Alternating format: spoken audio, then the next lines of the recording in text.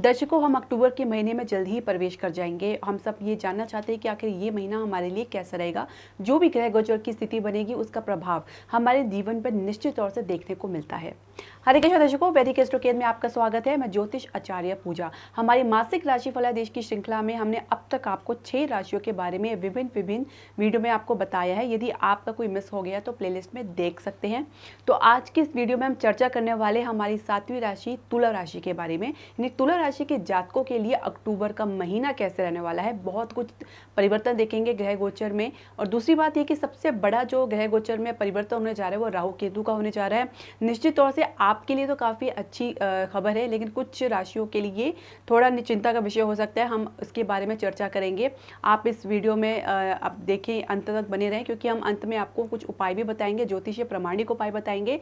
आप इसे ज़रूर करें और जो भी आपके नकारात्मक प्रभाव आप झेल रहे हैं आपके ग्रहों के द्वारा, उसमें आपको शांति मिलेगी। तो शुरुआत करने से पहले मैं आपसे एक निवेदन करना चाहूँगी कि आप हमारे चैनल को सब्सक्राइब करें, बेल नोटिफिकेशन ज़रूर प्रेस करें। इसके अलावा हमारे चैनल को लाइक और शेयर ज़रूर करें।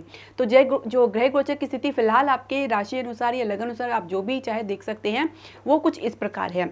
लगन में ही केतु विराजमान है और उनके ठीक अपोजिट आपके राहु और बृहस्पति वक्री अवस्था में बैठ के गोचर कर रहे हैं।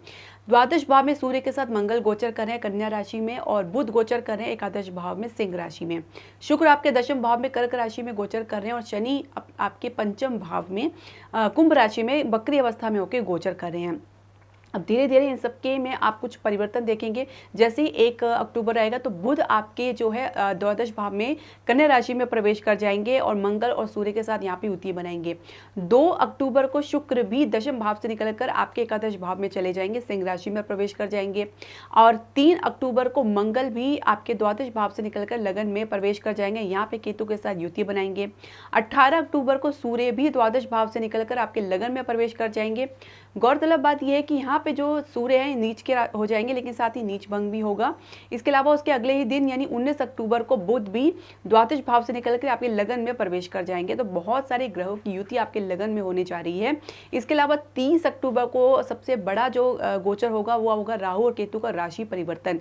राहु जो है मेष राशि को छोड़ के मीन राशि में प्रवेश कर जाएंगे, और केतु तुला राशि को छोड़कर कन्या राशि में प्रवेश कर जाएंगे। तो ये ग्रह गोचर की स्थिति बनेगी, और इसका क्या प्रभाव आपके जीवन पे पड़ेगा उसका विश्लेषण हम आपको सटीक देंगे, सटीक उपाय के साथ देंगे। शुरुआत करेंगे आपके स्वास्थ्य से। स्वास्थ्य की बात करेंगे तो षष्ठेश बृहस्पति वक्री अवस्था में आपके सप्तम भाव में राहु के साथ गोचर कर रहे हैं, जिनकी दृष्टि आपकी लगन में पड़ रही है, जहाँ पे केतु पहले से ही विराजमान है। काफ़ी समय से आप मानसिक अशांति से गुजर रहे हैं, झेल रहे हैं, मानसिक तनाव झेल रहे हैं। इसके अलावा कुछ आपके कन्फ्यूजन की स्थिति भी देख सकते हैं, कुछ मन में डिटैचमेंट की, यानी किसी के साथ आपके मन ना लगने की भी आप स्थिति देख रहे हैं। इसके अलावा आप देख सकते हैं कि लग्नेश का एकादश भाव में गोचर करना कुछ इस प्रकार की स्थिति है कि कुछ बीमारी है तो कुछ बढ़ रही है, कुछ आगे बढ़ रही है, जिसका कुछ आधार नहीं मिल रहा है, क्योंकि आपके लग्नेश अष्टम भाव के स्वामी हैं। अष्टम भाव के स्वामी होकर यदि एकादश भाव में बैठते तो कभी कभी जो बीमारी की समस्या है आगे बढ़ जाती है। हालांकि उसमें काफ़ी आप राहत देखेंगे जैसे ही शुक्र राशि परिवर्तन करेंगे द्वादश भाव में। तो लेकिन फिर भी द्वादश भाव भी तो त्रिक भाव है, उसमें भी आपको काफ़ी सावधान रहने की आवश्यकता है। जब मध्य अक्टूबर के बाद काफ़ी ग्रहों की युति यानी केतु मंगल सूर्य बुध की युति आपके लगन में ही होगी। बुध आपके द्वादश भाव के स्वामी हैं, तो बहुत हद तक आपको काफ़ी मानसिक परेशानी या तनाव से गुजरना पड़ सकता है। दूसरी बात यह है कि सूर्य का नीच भाव में लगन में गोचर करना आपके कॉन्फिडेंस में गिरावट भी देखने को मिल सकती है। आप अपनी जो है स्टेटस के लिए तो कॉन्शियस रहेंगे, लेकिन अपनी छवि के लिए आप कुछ कर नहीं पाएंगे। मंगल होने की वजह से अधीरता में कुछ गलत निर्णय या कुछ गलत कह भी सकते हैं। तो बहुत कुछ कन्फ्यूजन उतार चढ़ाव आप देख सकते हैं अक्टूबर के महीने में। आप धैर्य से काम लें और कुछ उपाय करें, और सबसे बड़ा उपाय ये आप कर सकते हैं, मेडिटेशन योगा करें और अपने इष्ट देव के मंत्र का जाप करें। ये 2 चीज़ें बहुत ही महत्वपूर्ण है यदि आप चाहते हैं कि आप मानसिक तौर से स्वस्थ रहें और शारीरिक तौर से भी आप इसमें ज़रूर स्वस्थ रहेंगे। अब बात करेंगे आपके शिक्षा और करियर की। तो पंचमेश शनि कुंभ राशि में यानी मूल त्रिकोण राशि में पंचम भाव में ही गोचर करें वक्री अवस्था में। बेशक वक्री अवस्था में कुछ स्लो प्रोग्रेस दे रहे हैं, लेकिन आपकी प्रोग्रेस जो है वो स्ट्रांग है, स्टडी है, और आप धीरे धीरे ही सही आप अपनी दिशा, अपनी डेस्टिनेशन, अपनी एम की तरफ आगे बढ़ रहे हैं। इसके अलावा विद्यार्थी जो है अपने कॉन्फिडेंस में थोड़ा कभी कभी कभी गिरावट देख सकते हैं, क्योंकि कभी उनको अपने अपेक्षित परिणाम देखने की ना मिलने की वजह से उनके मनोबल में गिरावट भी देखी जा सकती है। खासकर मध्य अक्टूबर के बाद सूर्य का आपके लगन में नीच राशि में प्रवेश करना ही आपको इस बात का प्रबल संकेत मिल रहा है। लेकिन इसके बावजूद भी नीच भंग हो रहा है, तो आप अपनी मेहनत और कोशिश के आधार पर ही आप अपने जो है वांछित स्थिति को पा सकते हैं। इसके अलावा कैंपस प्लेसमेंट भी कुछ बेहतर ऑफर मिल सकते हैं, उसके लिए आपको बहुत संघर्ष करना पड़ सकता है।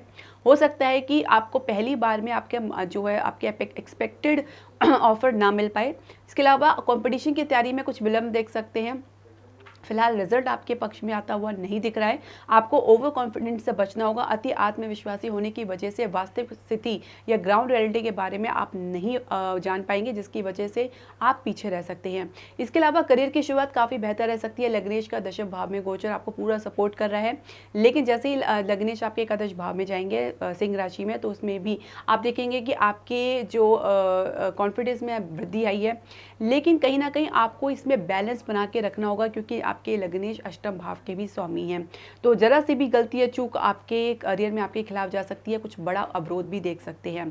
तो दर्शकों, अब बात करेंगे आपके कार्यक्षेत्र और व्यवसाय की। ये अक्टूबर के महीने में तुला राशि के जातकों के लिए कैसे रहने वाला है।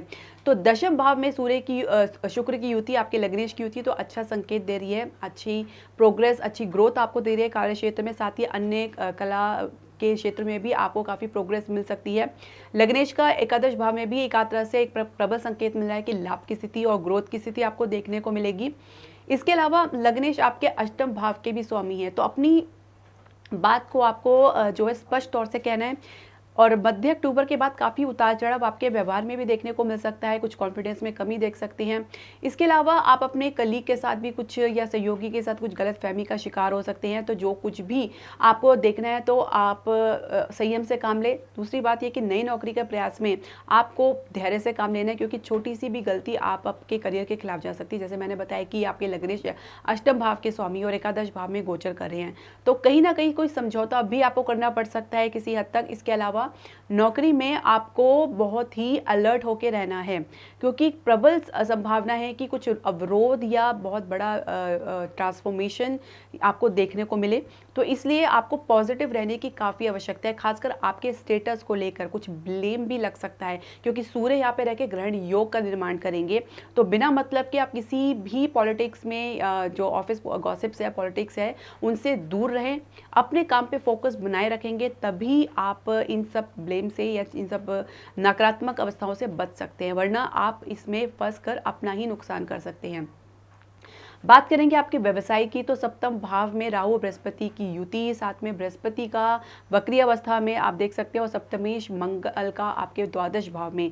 तो नुकसान या खर्चा तो लगातार बना ही हुआ है, तो उसमें थोड़ी कमी भी देख सकते हैं जैसे ही मंगल आपके लगन में प्रवेश कर जाएंगे केतु के साथ। यहाँ पे थोड़ी विकट स्थिति आपको देखने को मिल सकती है। बिजनेस पार्टनर के साथ आपके मतभेद हो सकते हैं, विरोध हो सकता है आपके और बीच में, कुछ तनाव भी देखा जा सकता है। जल्दबाजी में या अधीरता में आप कुछ गलत निर्णय भी ले सकते हैं।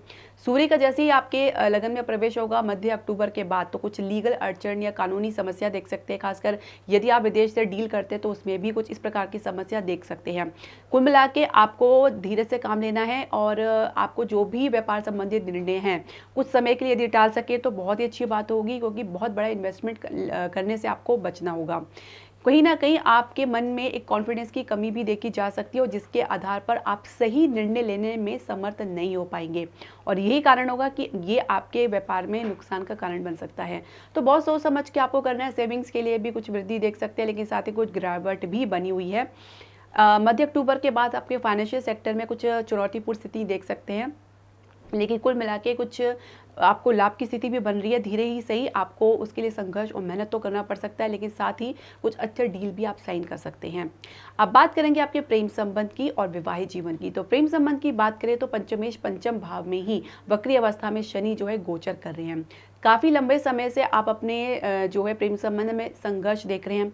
ये दो स्थिति उत्पन्न करता है, या तो आप इतने सब समस्याओं को झेलते हुए आप इससे बाहर निकल कर आए हैं, एक विजयी होकर आप अपने संबंध को एक मजबूती प्रदान कर रहे हैं, और आपके पार्टनर के बीच में कुछ मैच्योरिटी या गंभीरता भी देखी जा रही है जो एक डेवलप हो रही है, जिसकी वजह से आपका रिलेशनशिप काफ़ी मजबूत हो रहा है और आगे की दिशा की तरफ बढ़ रहा है। या तो आपने इसको बिल्कुल ख़त्म करने का या तो सोच रखा है या ख़त्म कर दिया है, क्योंकि कहीं ना कहीं केतु की दृष्टि आपके पंचम भाव में पंचमेश पर पड़ना इस बात का भी संकेत दे रही है। जो कुछ भी अक्टूबर के बाद ही आपके सामने जो स्थिति जो है स्पष्ट होगी। अब तक आपके और आपके पार्टनर के बीच में जो भी गलतफहमी है या दूरी है, उसकी वजह से आपका मन जो है इससे आप विच्छेद हो सकता है, या डिटैचमेंट की तरफ आप जा सकते हैं, या आप अलग होने की सोच सकते हैं। प्रेम विवाह के लिए चर्चा जो आपके परिवार के साथ है वो जो है सफल रह सकती है। इसके अलावा अगर आपके कोई विवाह का प्रस्ताव मिला है तो उसमें भी आप निर्णय लेने की स्थिति में नहीं होंगे, कहीं ना कहीं कन्फ्यूजन की स्थिति देख सकते हैं। तो फिलहाल अभी बात बनती नज़र नहीं आ रही है। अगर आपके वैवाहिक जीवन की बात करें तो बहुत कुछ उतार चढ़ाव देखने को मिल सकता है। सप्तमेश का तो द्वादश भाव में है तो कुछ नुकसान भी बना हुआ है। हालांकि सप्तमेश जैसे ही आपके लगन में प्रवेश कर जाएंगे तो कुछ गति आप देख सकते हैं। आप लोगों के बीच में कुछ रुकी हुई बात है या कुछ रुकी हुई जो मुद्दे हैं उसमें भी आप कुछ गति देख सकते हैं। लेकिन साथ ही कुछ पापी ग्रहों की युति जैसे केतु और सूर्य की युति आप देख सकते हैं, कहीं ना कहीं आपके और आपके जीवन साथी के बीच में कुछ तनाव का कारण भी बन सकती है। उतार चढ़ाव तो काफ़ी रहेंगे। आपको अपने भीतर धीरता बना के रखनी है, अहम को बिल्कुल दूर रखना है, क्योंकि अधीरता और अहम के कारण ये आपके रिश्ते को बहुत ही हद तक डैमेज कर सकता है। तो बहुत कुछ आपको कह सकते हैं कि बर्दाश्त करके चलना है। हो सकता है कि आपके जीवन साथी अति उत्तेजित हो जाए, आपसे बहुत ज़्यादा अपेक्षा रखें, और जब आप उसकी अपेक्षा को पूरी ना कर पाएँ तो जिसकी वजह से आपके मन में एक चिड़चिड़ापन, फ्रस्ट्रेशन, गुस्सा होना लाजमी है। इसके अलावा संतान के लिए प्रयास करें तो उसमें काफ़ी संघर्ष आपको देखने को मिल सकता है, और संतान पक्ष से भी आपको संतोष भी मिल सकता है और कुछ असंतोष भी आप देख सकते हैं। दर्शकों, मैं कुछ ज्योतिषी उपाय बताती हूँ, आप इसे ज़रूर करें। संकट मोचन का जाप आपको करना है, आप शनिवार को ज़रूर करें, आपके सप्तमेश के लिए बहुत ज़रूरी है। इसके अलावा आप अपने लग्नेश को भी मजबूती प्रदान करें, उनके लिए आप श्री सूक्त का पाठ कर सकते हैं शुक्रवार को शाम को। यदि आप नहीं कर पाते तो आप कम से कम उनको जो माता लक्ष्मी को खीर का भोग ज़रूर लगाएं। उसके बाद यही भोग अपने परिवार के साथ मिलके खाएं। तो ये बहुत अच्छा उपाय है आपके शुक्र को मजबूत करने के लिए। दर्शकों, आपके जो भी प्रश्न, सजेशन या राय है आप हमारे कमेंट बॉक्स में ज़रूर डालें। हरे कृष्णा।